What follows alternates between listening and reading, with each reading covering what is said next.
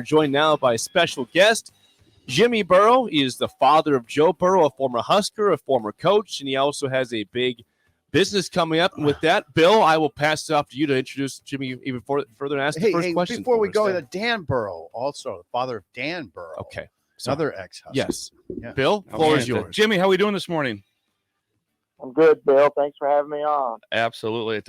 So, obviously, Jimmy, a historic player here at Nebraska, former black shirt here at Nebraska. With Mississippi, correct, Jimmy?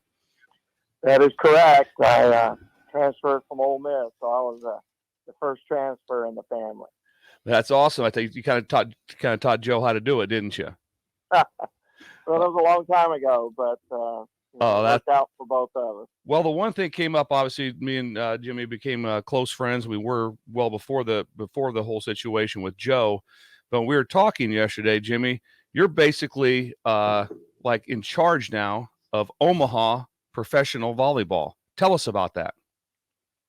Well, the president of the Pro Federation Volleyball, I coached against and was a friend, Dave Wenham, and he asked our family, really Joe and Robin and I, to be a part of this new volleyball league. We're considered founding partners, and then my son Jamie kind of hooked us up with Danny White, a businessman there in Omaha, and I reached out to him, and now he's the owner of our Omaha franchise, and he's joined by Jason Derulo, and we're excited about it. I'm more involved in the league itself, but since Omaha is dear to my heart, then we'll definitely pay special attention to that franchise also. That's that's outstanding news to have you being such a big part of it, to get that done. Go ahead. What is we got to lay this out a little bit, Jimmy. Sipple here. What the league is called? How are you doing, Jimmy? So you're back working. What's this league called? It's the Pro Federation Women's Professional Federation Volleyball League. We're right now we have a team that's going to be in Omaha, Grand Rapids, Michigan. Okay. We've Columbus and Atlanta, and there's a possibility of 2 or 3 more teams, and just providing an opportunity for women volleyball players after they finish their college career, like the great players coming out of Nebraska, provide them an opportunity not to have to go overseas to play professional volleyball, make a livable wage here in the United States, and play hopefully in front of home crowd. That's outstanding, Jimmy. Jimmy Burrow joins us. Jimmy, is Terry Pettit involved in this enterprise? We have reached out to Coach Pettit. He has provided thoughts and advice and insight, especially on the Omaha franchise. So, he supports it. And as far as really being involved, other than just giving us what I said, the advice, we'll continue to lean on him. Mm-hmm. He's given us names of people that he thinks might want to be involved. I do have a scheduled call coming up at some point. Coach Cook, we want to talk to him. He's busy, so we've had trouble locking him down, but he's agreed to talk to us at some point again for advice and just his thoughts on how to proceed in this league. Awesome. Jimmy, when does it start? When's the league start? We should be able to have it start about this time next year. There's a lot more to it than even I thought, but we're hoping to have a schedule out and be able to kick it off, February of next year. So will you be like the Roger Goodell when there's a draft? Will you be on stage and then you announce with the number 1 jersey? I have a title. I'm the director of brand advancement, and I make calls, try to encourage people to be involved. When you're in the coaching profession, and especially now that Joe's involved with different marketing agents and companies. I know a lot of people, so I try to get other people involved in the league and sponsors, and have had something to do with trying to get franchises. For example, the Omaha League. So it's not a full-time job, but it's a good job, and it's something I enjoy, and our family's happy to be a part of. Awesome. Joined by Jimmy Burrow. Now, switch over to football, Jimmy. I mean, your son Joe has been just taking over the league by storm in the NFL. I mean, the Super Bowl last year was in the conference title game. This year lost to Kansas City, but a really, really good start for him in his career as the first overall pick a couple years ago. I'm just curious, did you see this coming when you saw him in college? Are you surprised at all by the success he's had early on in the NFL with the Bengals and what he's done there? Well, really, after what we saw at LSU, no, I'm not surprised. If you'd have said back when he was at Ohio State or even in high school, did I see this coming? The answer would be no. It was wishful thinking at the time.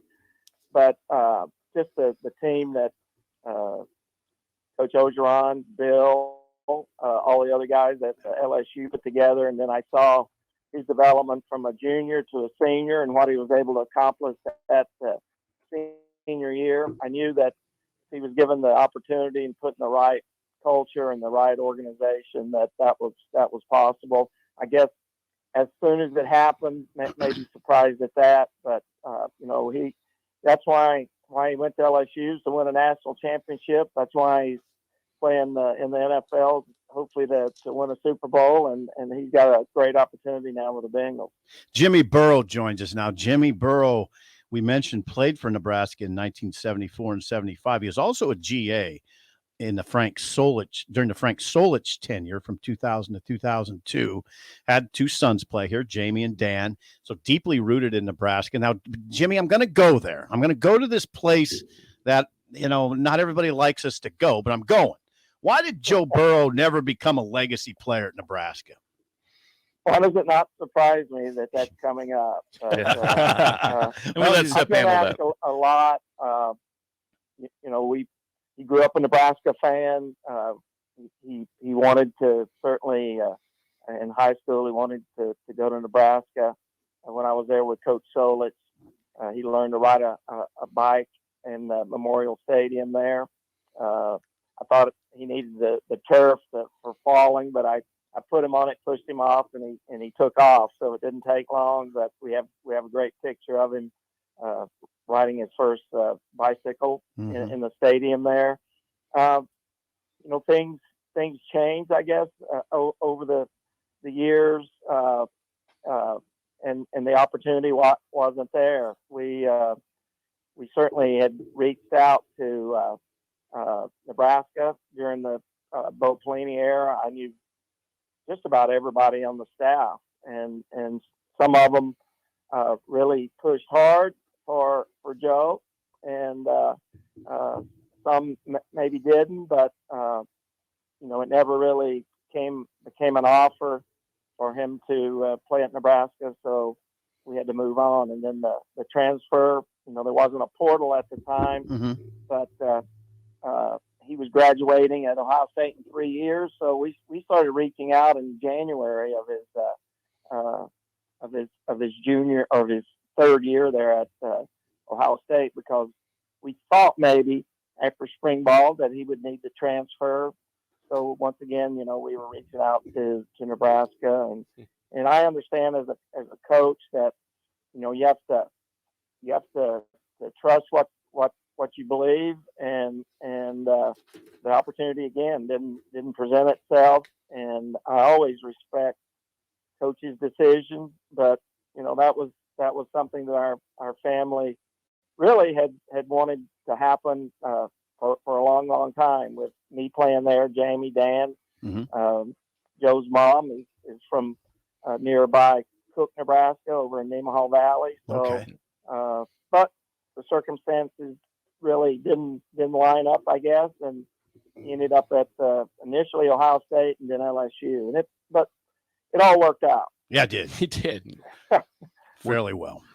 Now, but some people don't know, Jimmy, is that obviously your career took a great turn when you were the defensive coordinator at Ohio U with Coach Solich. But what people don't know probably is that Joe's first year, when we won the Fiesta Bowl at LSU, you were still coaching. So you were not able to attend basically any of the games. Obviously, Right. we got to be very close with Robin, with myself and my wife, Laura, because Robin was at every game. But you were not. How did you handle that? All of a sudden, you're calling a game at the same time your son's playing Auburn. Yeah, that's the first really major comeback victory and one of the bigger victories in Joe's career. And I think we were playing Virginia maybe in Nashville. They had the hurricane had hit the East Coast, so that game was changed. And right toward the end, I mean, I'm calling defenses, and Coach Albin is now the head coach. Had occasionally kept me posted during timeouts and things, and all of a sudden he says, "Hey, LSU just kicked a field goal at the end of the game to win the game," and I just got chills thinking about it. And I was there. I was able to go to Texas A&M game, and I was able to go to the Fiesta Bowl, and one other game I had gone to, but none at Tiger Stadium. So that's after the season, I decided to retire. I couldn't go through another season without watching him play, and that's how that all ended up at Ohio University. Yeah, let's go back to that springtime of 2018 when Joe chose LSU. I don't like to do this because Bill's standing right next to me, but how much of a factor was Bill Bush in that whole picture? Well, here's the driving force behind it. It's ironic since it didn't work out at Nebraska that really our Nebraska connections led him to LSU. I was the one making calls to different. I had a lot of friends at different places, and I had started reaching out actually even in January. Okay, I may not have called Bill until spring, and just said, "Hey, I think Joe's gonna transfer." And I don't even know if Coach Ogeron probably had heard of Joe Burrow, but he hadn't at that time. No, I hadn't heard of. Wow. Bill made sure that he did. Bill had been at Ohio State and saw in person, what Joe was capable of. So he had a big part of it. We went down to the recruiting visit and had a great time. Coach Ogeron is one of the best recruiters I've ever seen. Bill is a great recruiter. Had some fun. Talked about a lot of football, and Mickey Joseph was there, and they made sure he was around a lot because of the Nebraska connection.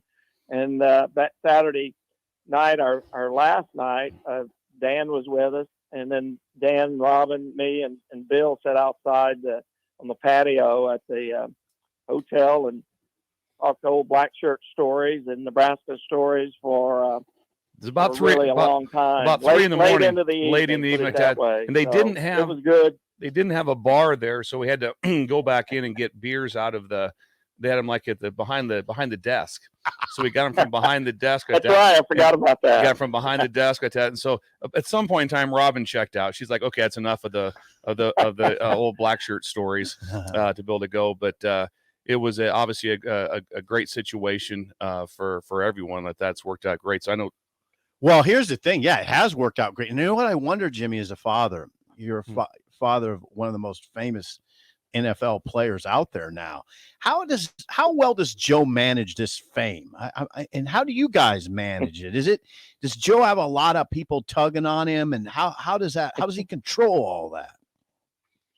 Yes, he has a lot of people tugging on him. I guess that's a good way to put it. And, we have, WME, William Morris, Endeavor. They represent Joe with marketing and also their contract advising part of their agency.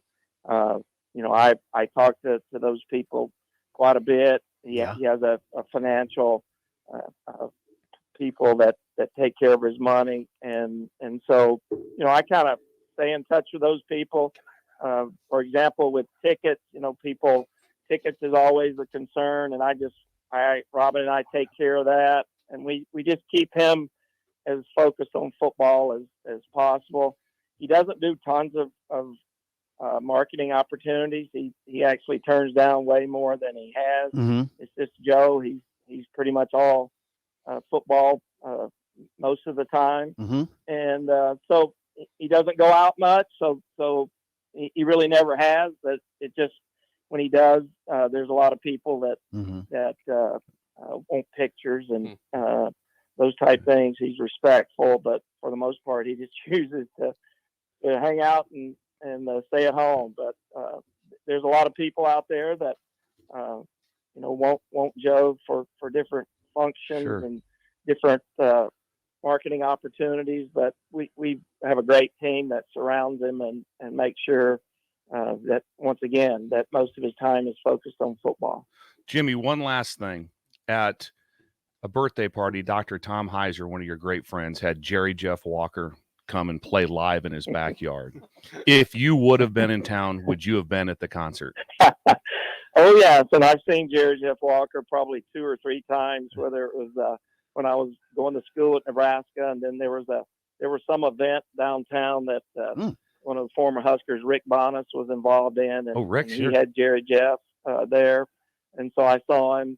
So he was kind of my group of Tom Heiser, Bob Martin, Bonas, Tom Rude, that group. When we were in school, we kind of, our hero was Jerry Jeff Walker. So, but when I heard he was playing in Tom's backyard, I couldn't believe I wasn't going to be there. But I guess that was a great night there. For the Heisers and our friends.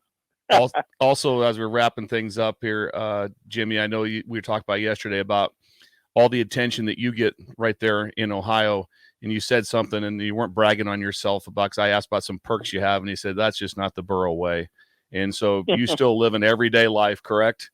You were in line forever at FedEx last night when I was trying to call you, right? Oh, boy. And so you live. Yeah, I mean, there's always opportunities to that you could get things because of Joe Burrow's dad or mom, but as I said, that's not the Burrow way. We're still living in the same house we moved in when we moved to Athens, and people think, hey, the whole Burrow family has tons of money. No, Joe has a lot of money, not Robin and his dad.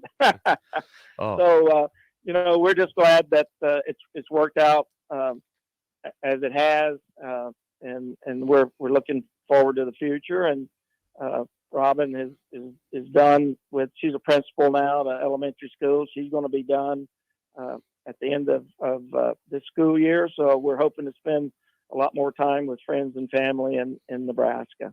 Well, Jimmy, wonderful stuff. Thank you for the insight and everything with Joe going on there, and also for the league you have in Omaha coming up with volleyball. We wish you luck. Thanks for the time this morning. We will chat with you again down the road. Okay, one last thing, the Joe Burrow Foundation. Okay. That's another thing we're involved in. Okay. Go to joeburrow.org. We're doing a lot of great things with the underserved and underprivileged, food insecurity, mental health in children. So if you get a chance, get on our website and see what that's all about. I thank you guys for having me on. Oh, that's Great awesome. stuff. It's Absolutely. Jimmy Burrow, again, father of Joe Burrow, former Husker, former coach, now in charge of a league, a volleyball league in Omaha. Foundation joeburrow.org. Yep, that's right. Wow, that was nice. I'm glad Jimmy added that. That was incredible stuff. There's a lot to unpack. We had people on the text line saying hearing the stuff about Joe and his interest in Nebraska and not getting response still angers them. It boggles. Open up a wound again. The one thing I'd add on that real quick, Jake, is they thought they had Lamar Jackson. They did. Lamar Jackson did visit campus. And that was one thing that what those guys will tell you. Those guys from that Bo Pelini staff is one mitigators. They thought they had Lamar Jackson. Imagine either of those guys in Nebraska. Lamar Jackson. He visited campus. We got neither. Both Heisman Trophy winners. Yeah. Pretty good players. Yeah. Pretty good. Lamar Jackson, pretty good players. honest to God, hand to God. Lamar Jackson did visit Lincoln. Hand to God. They thought they had That's him. not just coffee. Instead, talk. Louisville got him, and he became a great player. Right. That's what it is. Rick Heyman's Song of the Day next on Early Break in the Ticket.